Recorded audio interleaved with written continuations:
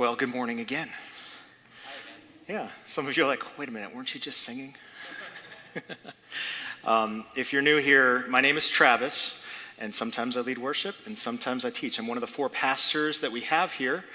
Just as we've kind of had the fall shake out in terms of our schedules, I was looking at the schedule this fall and realizing we needed another worship leader for one of the weeks, so I'm going to be up probably 1 extra week a month. I was on once a month. Looks like I'll be doing 2, at least for the fall. We'll see what happens for the spring. But I was also looking at that and realizing that it could potentially play out that I'm up here every single week in some capacity.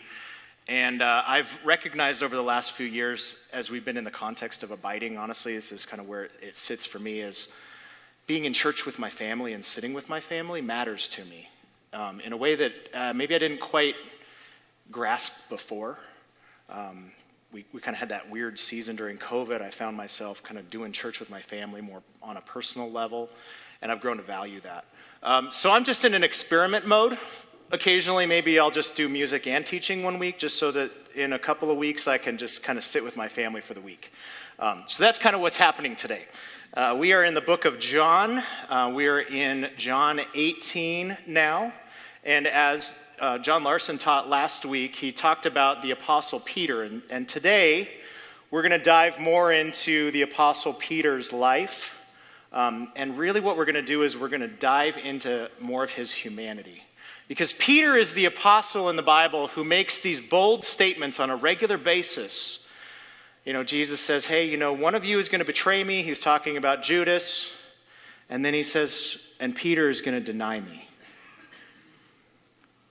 And it's going to be just in a few hours. And Peter's like, no, I never will. He makes these bold claims. I will never deny you. I'll never disown you. I won't be unfaithful. I'll go to my death before I do that. Well, spoiler alert, he denies Jesus in this passage.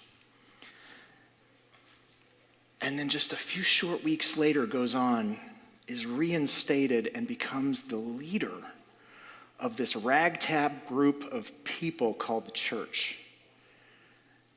How does he make that transition? How does he go from someone who's completely broken? At the end of today's passage, it says he went out and wept bitterly because he knew his failure was so immense. And then he's about to become one of the most influential leaders in the history of the world. And I'm hoping that today as we read through the text and as I teach, we kind of understand that the Apostle Peter's humanity is put on display in this book in a way that shows that there's hope for all of us, even the worst of us.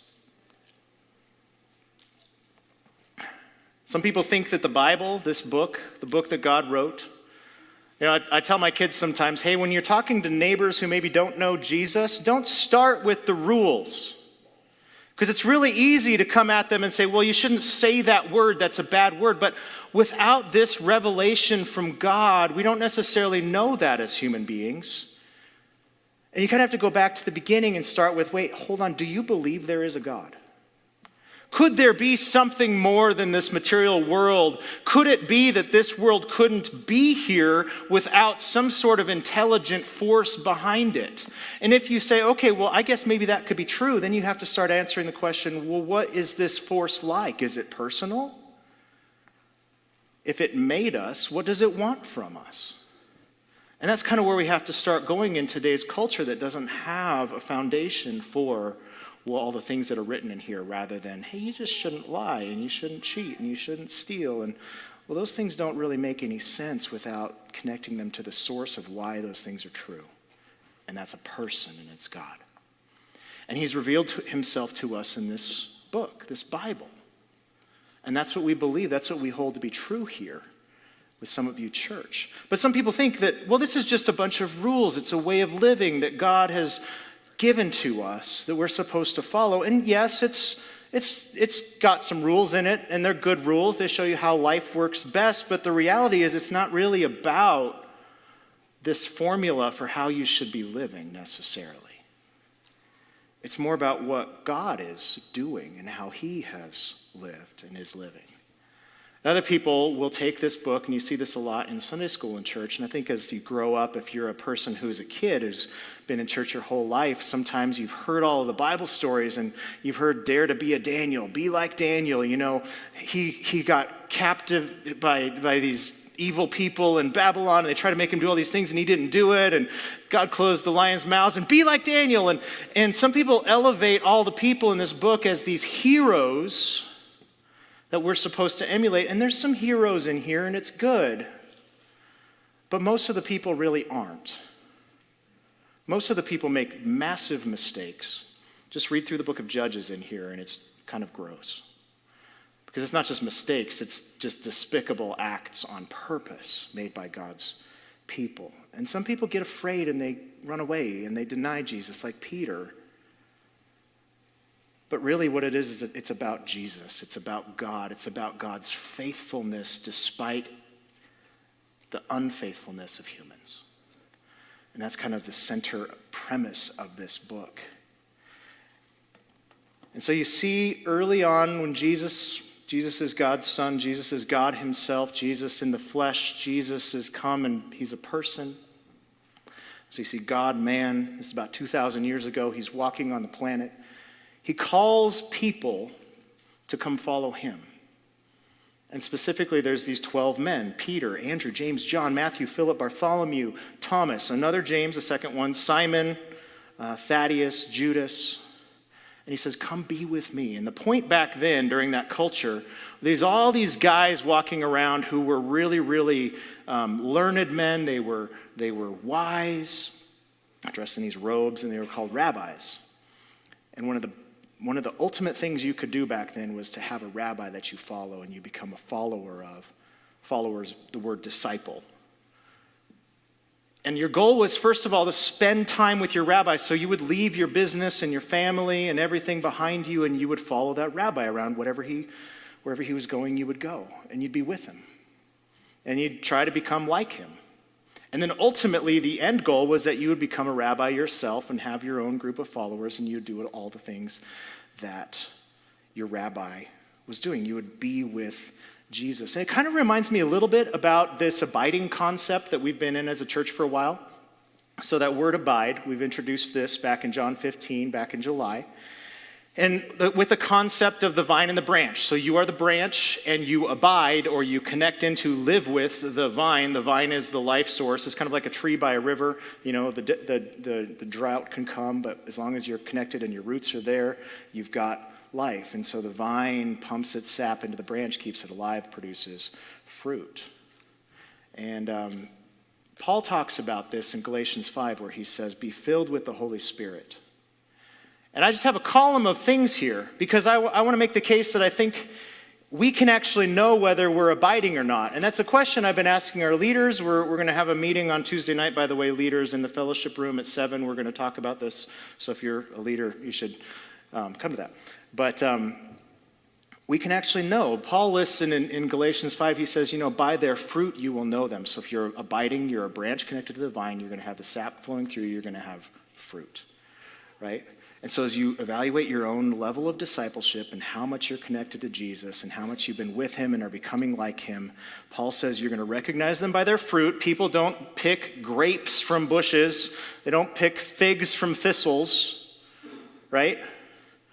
And he lists off all the things that are not good fruit. So if you're not connected with Jesus, these are the things that are going to be coming out of you.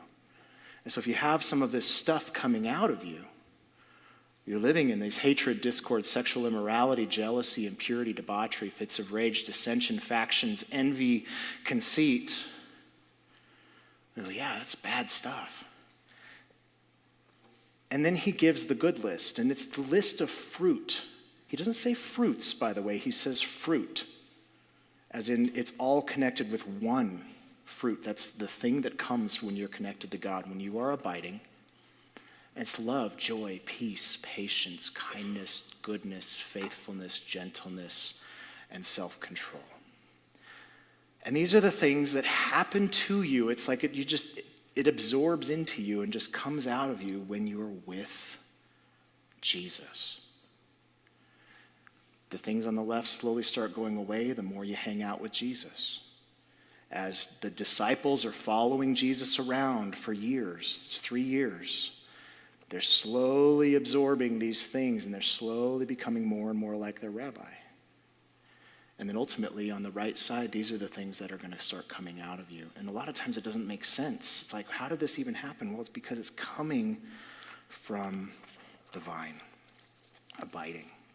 And so if you're asking, am I a disciple? Am I a follower of Jesus? Am I doing okay? Like, is there a metric? Well, are you leaning more towards the column on the right? No, we don't do all this perfectly, but does it characterize my life more than it did a few months ago or a few years ago? But the problem is we're not automatically connected to God. So I want to dive into this story of Peter, but I want to start a little bit further back in the book of Luke, chapter 5, when we first meet him, just to kind of understand where he's at, the context of who he is. And this is when Jesus is calling his first disciples. So he just started his ministry and he just walked in and everybody's recognizing him as a rabbi. They don't quite know yet that he's actually God in the flesh. And he comes up to this lake in Luke 5 and there's fishermen. There's this business of fishermen. There's 4 of them. There's Peter, right? He's the first one that's listed. There's also James and John. They're connected with their father Zebedee, and they've got this fishing business. And so they go out every night and fish, and they come back, and it's their livelihood. They've got this successful business. By the way, just a little anecdote. A lot of people think that fishermen were really poor, like these are peasants, they're paupers, and they were pretty uneducated at the time, but actually this was a pretty lucrative business. Peter actually may have been fairly well off. We don't know that for sure, but just as people make conjectures about, who these disciples are. It was pretty significant that Peter ended up leaving his fishing business and following this rabbi. So anyway, Jesus says, hey, put out into the deep and let down your nets for a catch. And this is verse 5. And Simon answered. Simon is Peter. He's kind of got 2 names, Simon, Peter. Simon answered, Master, we toiled all night and took nothing, but at your word I will let down the nets. And the Greek here for master, he's not calling him God, he's not calling him the Christ, he's not calling him the Messiah. It's, hey, guy that I respect, you've done some good things, you've got some good things to say, I recognize that you've got some wisdom. So because you have these good things to say, and maybe by virtue of you being that, I'll honor you by taking you at your word and then doing what you ask. And he sets out and he starts fishing. It says when they had done this, they enclosed a large number of fish and their nets were breaking. It's a pretty common understanding back then. You don't fish during the day. This is during the day. Jesus asked them to do something really weird. And this is a bit of an anomaly. Their nets are so full of fish that they are breaking. They signaled to their partners in the other boat to come and help them. They came and filled both the boats, so they began to sink. But when Simon Peter saw it, he fell down at Jesus' knees, saying, Depart from me, for I am a sinful man, O Lord. He just recognized this isn't just some rabbi I'm in the boat with. This is God. This is God. And the first thing he recognizes is his sin. Why? I think this is very, very significant because when people in the Bible come in contact with God, it's kind of a horrific experience. Isaiah comes in contact with God, and the very first thing out of his mouth is, Woe is me, I have seen God, I'm dead. And he falls down. People come in contact with the supernatural, even angels, they fall down as if they are dead. Moses in the Old Testament, he catches a glimpse of God, but it's just God passing by. It's his backside. He doesn't even get to look at the backside of God. He catches a reflection in a rock in a crevice. And when he comes down out of that crevice off of that mountain, he's glowing.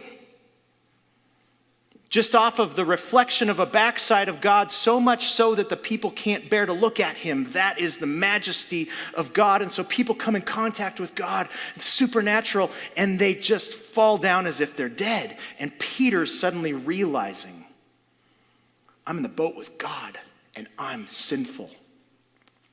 because God is holy and can't be in the presence of sin. And I think you feel that acutely in that moment. And his response, I think, is exactly what ours would be. Get away from me, because I'm going to die if you stick around. I wonder if he hadn't been in a boat, if he'd been on shore, if he would have just run away. But then Jesus says, don't be afraid. From now on, you're going to be catching men. And they left everything and followed him. I'm not worthy. I'm a wicked man. I'm sinful. I can't bear to be in your presence. Do you ever feel like that? Like the preacher gets up and stands on stage, or you're in your small group meeting and everybody says, hey, let's pray to God. And you're like, if only you knew what I did yesterday, or where my thoughts have been lately, how inconsistent I've been. I haven't pursued God in weeks, months. I just feel bad. I feel icky. Like the condemnation inside of yourself. So Peter is just this example of one of us. We can see ourselves in him, I think, a little bit. And so for the next 3 years, just think of what he got to see with his own eyes. It's incredible. He gets to walk on water. He sees the lame who've been paralyzed for life stand up and walk. People who've been blind from birth be able to see. People raised from the dead. It's incredible. So flash forward 3 years, and suddenly we have our moment here in John 18. And let's turn there. We're going to start in verse 12. I did have this up. Simon Peter saw this. He fell at Jesus' knees and said, go away from me, Lord, I'm a sinful man. All right, let's go back. Okay.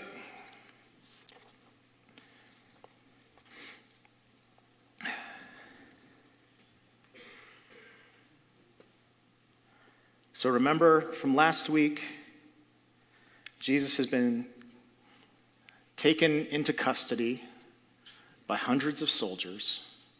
Peter had a moment of bravery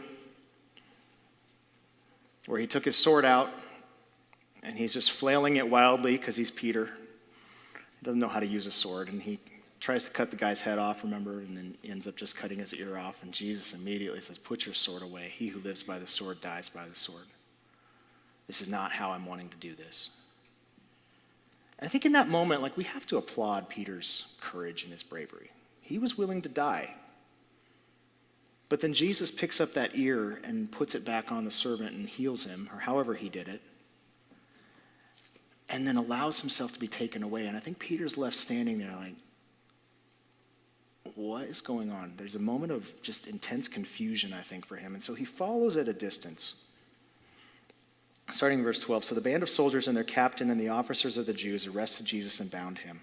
First they led him to Annas, for he was the father-in-law of Caiaphas, who was the high priest that year. It was Caiaphas who had advised the Jews that it would be expedient that one man, that's Jesus, should die for the people.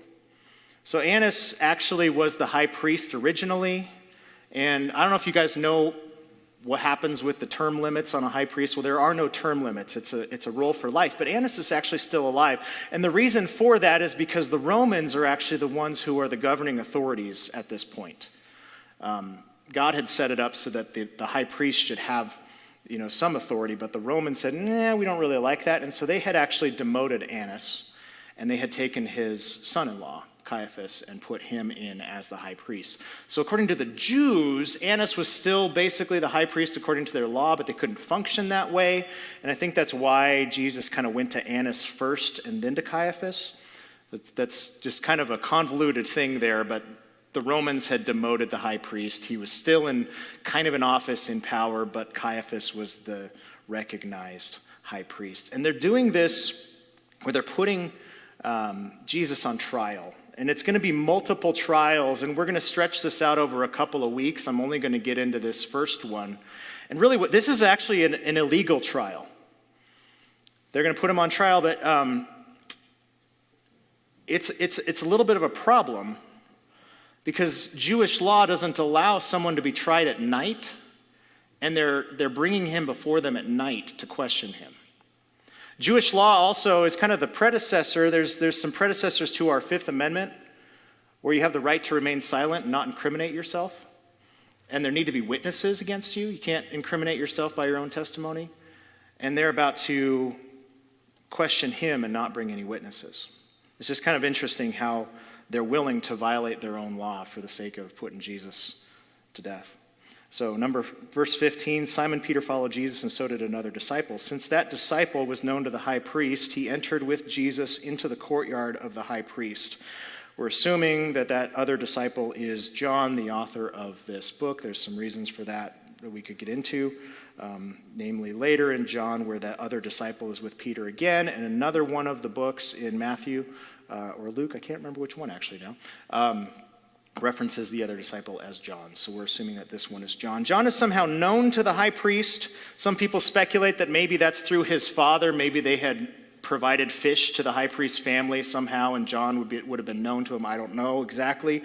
But somehow John is known, or this other disciple is known to the high priest. So he went out and spoke to the servant girl who kept watch at the door and brought Peter in. The servant girl at the door said to Peter, "You are not one of this man's disciples, are you?" And he said, "I am not."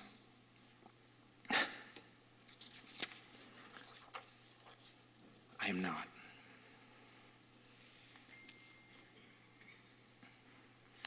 He just did the very thing that he told Jesus he wasn't going to do. Jesus says, "You're going to deny me?" And he says, "I would never do that. I'd die before I did that." And now he's denied that he knows Jesus, that he's been following Jesus for the last 3 years.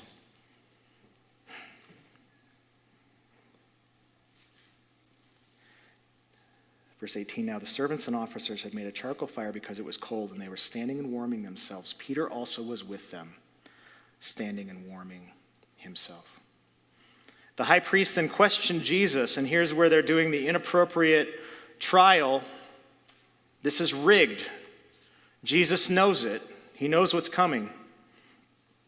The high priest questioned Jesus about his disciples and his teaching. Jesus answered him, "I have spoken openly to the world. I have always taught in synagogues and in the temple where all Jews come together. I have said nothing in secret. Why do you ask me? Ask those who have heard me what I said to them. They know what I said." Basically saying, you need to have witnesses. Call your witnesses. I've not done anything in secret. There's nothing I can say here that other people can't say against me. So bring your witnesses. I know this is rigged according to your law. I've got nothing in secret. You can call them. And so when he said these things, verse 22, one of the officers standing by struck Jesus with his hand, saying, "Is that how you answer the high priest?" It's an ad hominem attack. He strikes him. Jesus answered, "If what I said is wrong, bear witness about the wrong." Calls them back to their own law that they're violating. Bring a witness.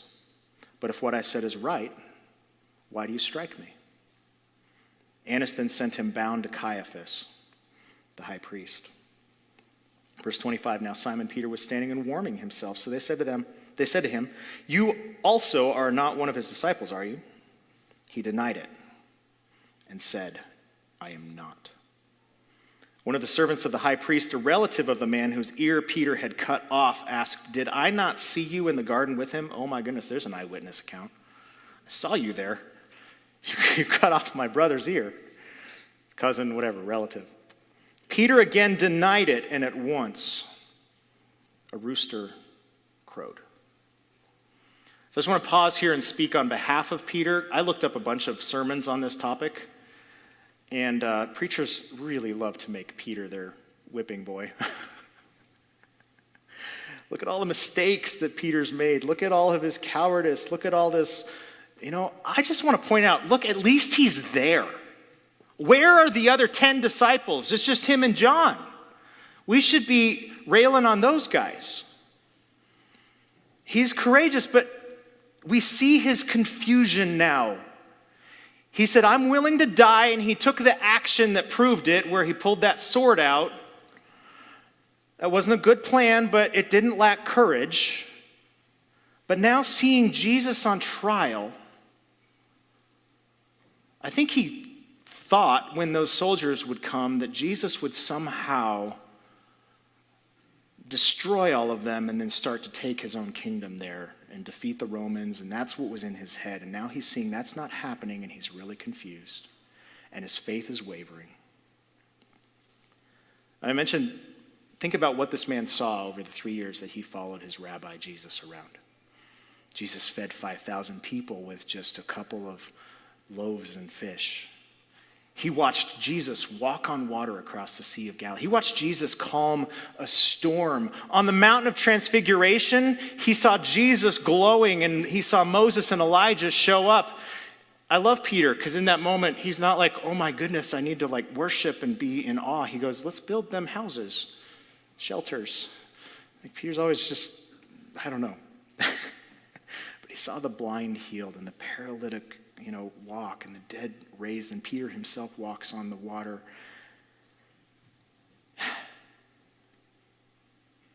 There's a place right before this, same night, in the book of Luke, to provide a little bit more context for us for this moment. And I'm way out of my order here. I'm missing one in here. There it is. Luke 22, verse 31, and this is when he's still in the upper room with Jesus.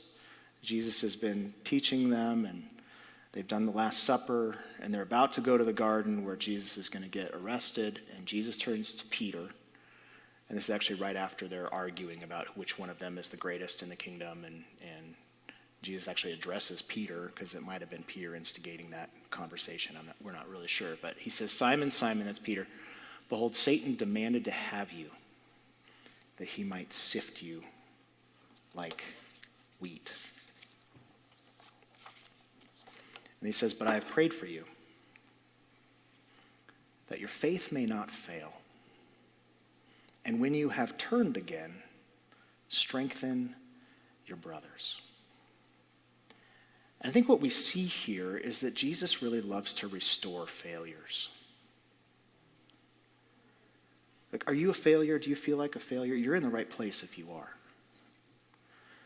Because you might feel far from God, but he's never far away from you. You can call on him right now where you are, and you can be with him and abide and be the branch connected to the vine. There's nothing in your failure that can keep you from doing that right now. Later on, in that same moment, Peter says to Jesus, Lord, I'm ready to go with you both to prison and to death. Jesus said, I tell you, Peter, the rooster will not crow this day until you deny 3 times that you know me. Actually going to go back here where he says, Simon, Simon. I like that Simon, Simon. I actually looked that up. Why is he repeating himself? It happens about 15 times in the New Testament-ish, and it's always significant. It's this moment where it's someone you have a deep affection for.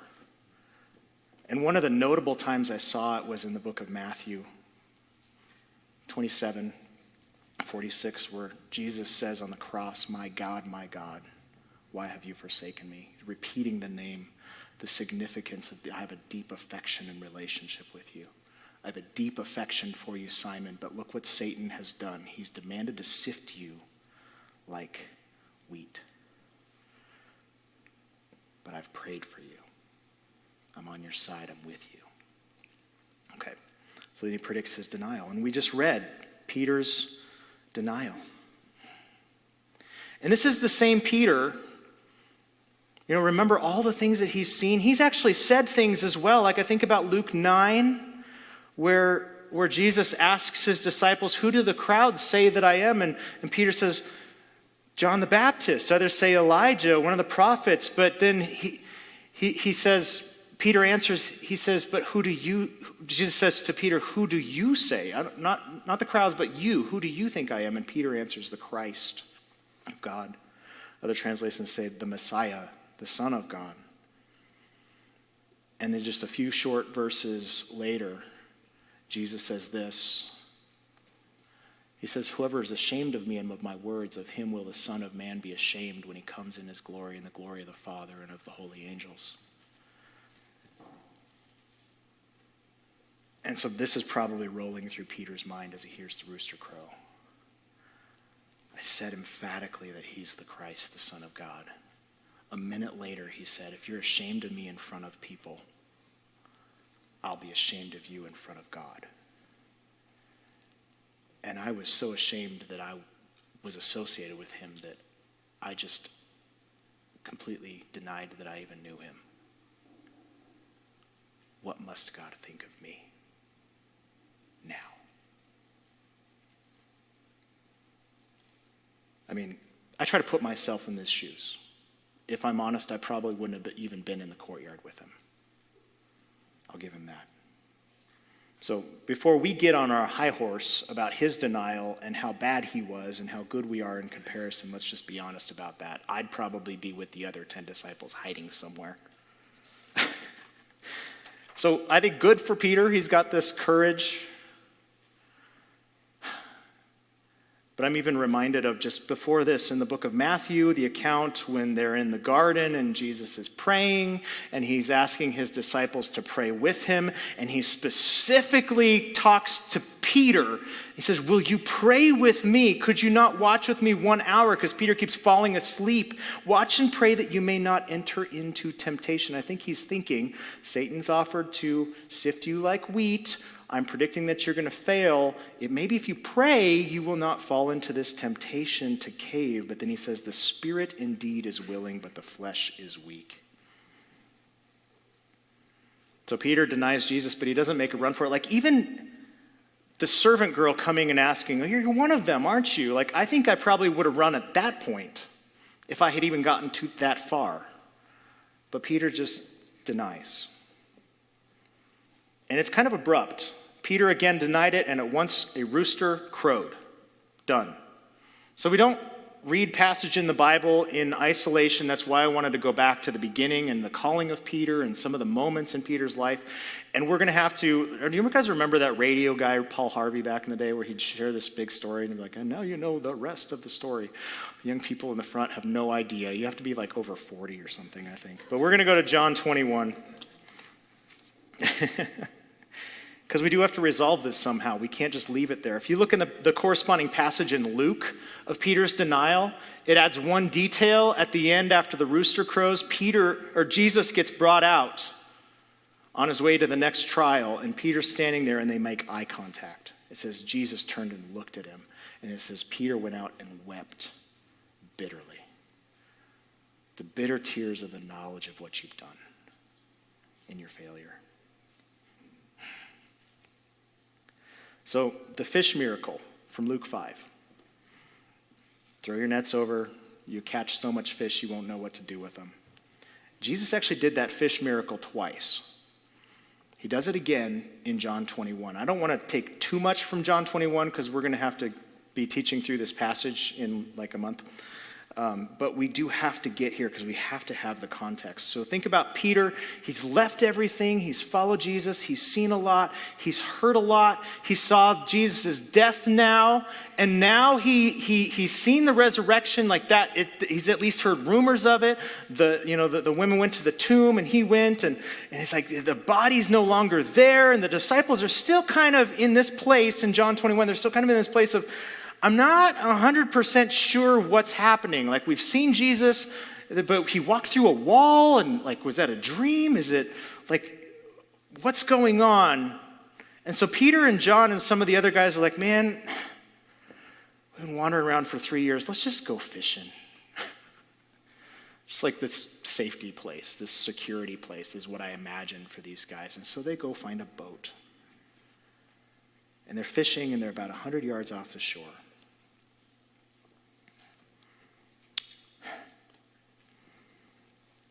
I love that. So actually it's verse 3 in John 21. Simon Peter said to them, I'm going fishing. I have that happen to me sometimes. I just want to go fishing. That night they caught nothing. Just as day was breaking, Jesus stood on the shore. Yet the disciples did not know that it was Jesus. Jesus said to them, children, do you have any fish? They answered him, no. He said to them, cast the net on the right side of the boat and you will find some.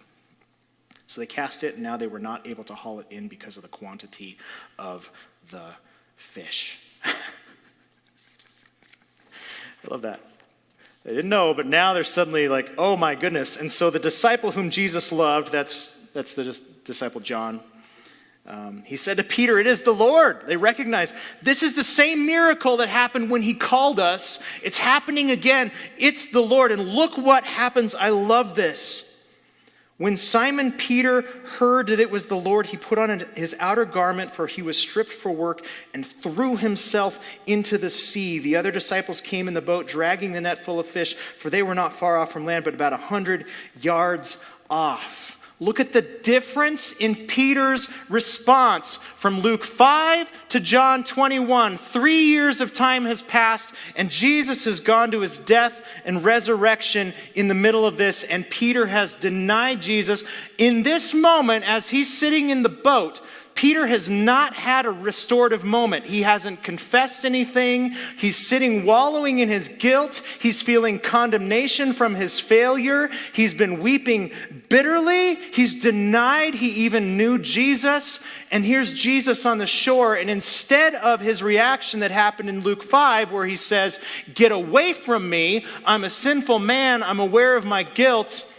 Now he's even more acutely of his guilt and his sin. And yet he throws himself off. He can't even wait for these guys to row the boat back. He's got to get back faster by swimming. He runs to Jesus as fast as he possibly can. What is the difference between Luke 5 Peter and John 21 Peter? His response is not, "Get away from me, for I'm sinful." It's, "I have to get to Jesus as fast as I possibly can." Fascinating. They got out on land. They saw a charcoal fire in place, the fish laid out on it and bread. Jesus said to them, "Bring some of the fish you've caught." So Simon Peter went aboard and hauled the net ashore full of large fish, 153 of them. It was just 153 fish. I love that. That's a piece of evidence. They could say a large amount if this was fiction. It's fact. One of the disciples was nerdy enough to go, "This is a huge amount of fish. We need to count." It's 153. Write that down. Somebody write that down, John. It's a miracle. And Jesus says to them, "Come and have breakfast. Come be with me. Come spend time with me. Come abide. Be near me. Be close to me." What's the difference? I don't want to take too much away from this passage. We're going to teach this in a few weeks. But Jesus turns and reinstates Peter. Immediately. The difference is Peter now sees grace. Peter now sees the gospel. That's the good news of what Jesus had done on the cross. He's starting to understand that when Jesus went to the cross, he took the sin on himself, the weight, the condemnation, the failure, the unfaithfulness. And when he raised from the dead, he defeated all of that. And now the gospel changes everything in how Peter can approach Jesus. It's no longer terrifying to be in his presence because the sin, the wrong, the faithlessness has been taken away. And he's in right standing because of what Jesus has done. I mentioned when Jesus said, "Simon, Simon," this term of deep affection there, that corresponding passage in Matthew 27 where Jesus on the cross says, my God, why have you forsaken me?" Comparing that to Peter's denial where he was the one who was forsaking God and abandoning him. There's a passage in Hebrews 13 where God says, "I will never, no never, no never." That's what the Greek is. No, never, no never, no never. "I will never leave you or forsake you." It kind of reminds me of what Peter said to Jesus. "I'll never deny you. I'll never leave you. I'll never abandon you." And yet he did. And Jesus says, "You know what? Despite your faithlessness, I'm going to be faithful. And I will never abandon you. Because I'm going to be the one who goes to the cross and says, my God, why have you abandoned me?" Peter deserved to be abandoned after his failure. Jesus took that penalty and was abandoned by his own Father in place of Peter. It cost Jesus everything, his entire life, to accomplish that so that Peter's faithlessness wouldn't be counted against him. And instead, God would be faithful to keep him.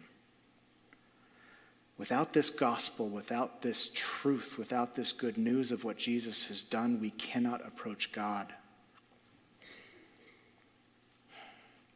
We'll be Peter in Luke 5, approaching God with all of this sin and taint on us, and we will feel such condemnation and guilt, it will basically annihilate us. And sometimes I think we kind of live that way, even now that we're saved and we have the Holy Spirit. I don't want to go to church today because of the way my week has gone. Because of my failure, because of my problems, because I can't get this together, because of this thing that's in me, because of this action or this thought I have towards this person. But when we see the gospel, we can run straight to Jesus just like Peter did. And so we're all somewhere on this journey between Luke 5 and John 21. Which Peter are you? That's my question today. Do you recognize who Jesus is and what he's done for you and run straight to him? Or are you encountering the goodness, the holiness of God and recognizing how far off you are and feeling like you need to back away from it? Or somehow clean yourself up before you can get close to it? The reality is you can't clean yourself up. And so your sin might be holding you back.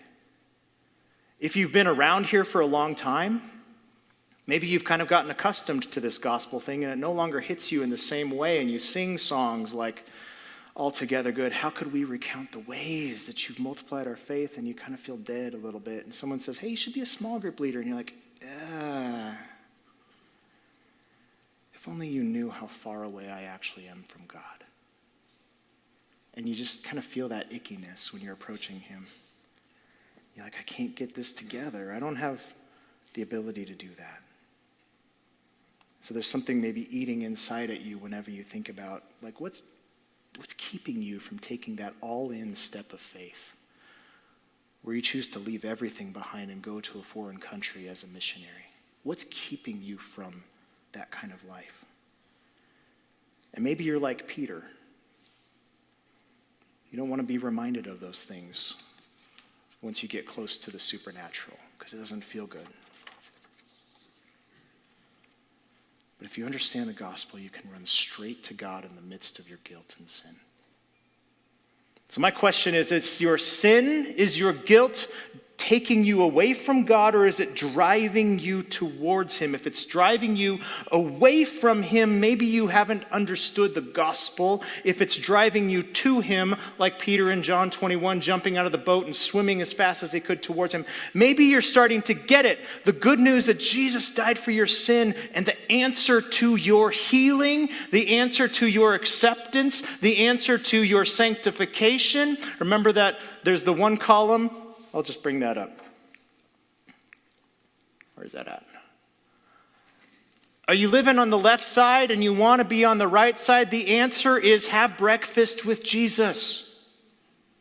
Dive out of that boat, get to him, and allow his grace to flow over you. Allow his Holy Spirit to fill you, to reinstate you, feel his forgiveness and his love and his acceptance and no condemnation. Understand that justice has been done on the cross, and there's nothing more that you need to do except that, and just have breakfast with him every day. Abide, and this is going to flow out of your life: love, joy, peace, patience, kindness, goodness, faithfulness, gentleness, and self-control. You'll find yourselves in those moments where your neighbor rolls in with that new RV and you're like, I wish I could have that. And you're on this side and there's envy happening, and you suddenly realize that's not happening to me anymore. Why? Because all I've done all week is have breakfast with Jesus. And on this side, I'm just so grateful. I have so much joy and peace in my soul. I don't need that, and I don't feel the envy. And I just want to reiterate, that's our church's vision for this fall. Abiding, maybe it's a church word that's rolled in and out of your head over the last few months as we've been saying it. Maybe just go swimming off the boat and have breakfast with Jesus. Let him make you some fish over a campfire and then see what happens to your life. One last thought before we go and we actually take communion together. You might be hiding, wallowing in that condemnation of the sin. Why do we have this story in the Bible? Peter denying Jesus. I think it's because Peter must have talked about it.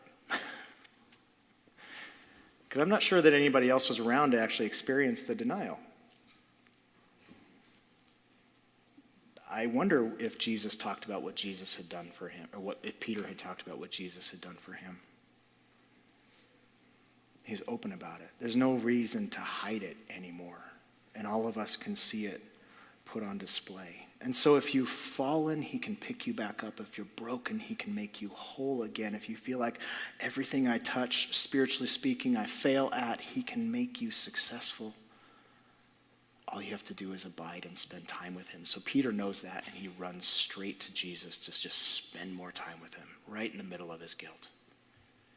And what we see shortly after that, the book of Acts, Acts 2, Peter stands up in front of the very people who've crucified Jesus. He says, this is Jesus and you crucified him, but look what he accomplished for you. He died for you because he loves you. God made him alive again and he wants to rescue you. So quit running away from him. Run towards him instead so he can love you too and make you free and make you whole and make you complete and turn you into something powerful and amazing. And look what he's doing. And Peter changes overnight because of this gospel and the grace.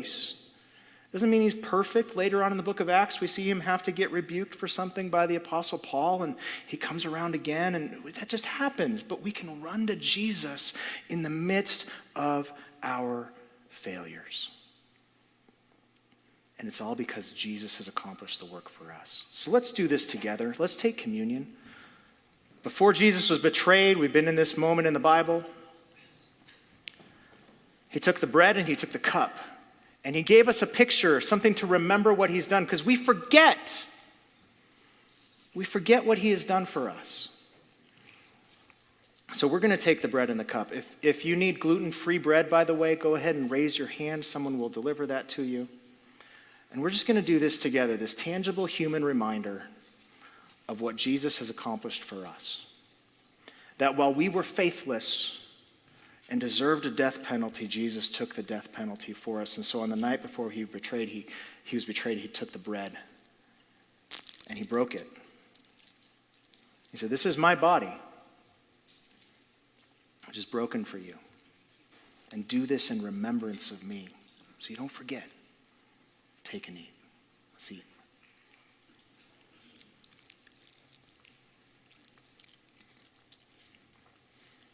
And then he took the cup. He said, this is my blood, just poured out for you for the forgiveness of your sins, so that it's accomplished and it's done. Take it and drink, and remember what I've done for you.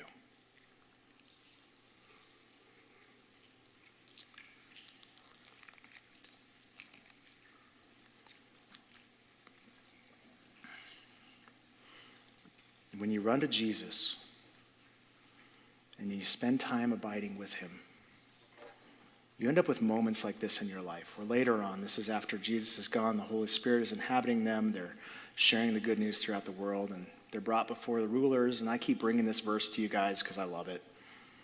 Acts 4, this is the people that could potentially kill Peter and John. They saw the courage of Peter and John and realized they were unschooled, ordinary men. They were astonished, and they took note that these men had been with Jesus. Have you been with Jesus? Are you allowing your failure, your humanity, your inconsistencies, your cowardice to keep you from running back to him? Always run back to Jesus. always run back to Jesus.